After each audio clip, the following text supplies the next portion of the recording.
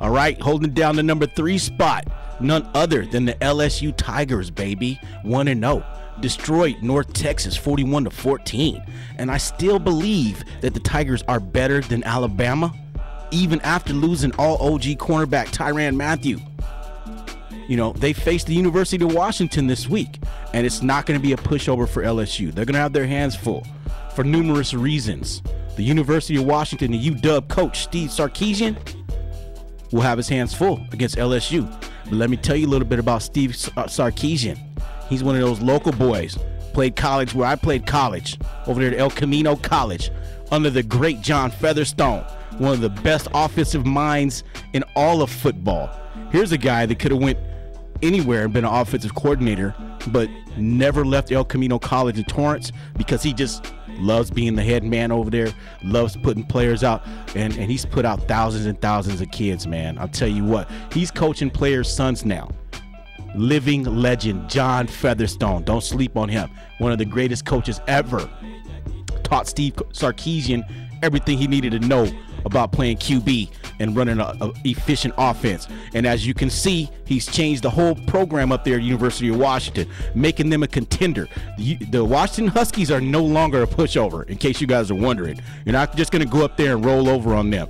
Les Miles, on the other hand, is a master motivator, and you can expect the Tigers to make a solid run for the national title. They were the sole remaining mighty undefeated group of ballers in the rowdy SEC conference last year until the end, all the way until the end, to their 21-0 loss to Bama in the BCS title battle. Their method of madness is stout interior defense backed by athletic playmakers in the secondary, with players like defensive end Barkevius Mingo and defensive tackle Benny Logan and defensive tackle Michael Brockers. The Tigers will be a contender all year round. They're just rowdy and nasty on that defensive front. They're going to give the University of Washington hell. It's going to be a battle, but I'll tell you what, the University of Washington is not going to fold. They're not going to roll over. They're coached too well, and they know better. So that's going to be a great battle today as well. Holding down that number 3 spot, the LSU Tigers. Holding down the number 2 spot on the OG rankings is none other than Alabama. That's right, I bumped them up one. Simply because they have one of the best linebacking cores in the country. As you can see, if you watch the 41-14 dismantling of Michigan, in which Bama put on a simple demonstration as to how great they are. You know, they don't worry about losing players. They don't worry about losing Trent Richardson and all these great defensive players. You know what Alabama does? They reload. And they're gunning for the top spot. The Crimson Tide just keep contending.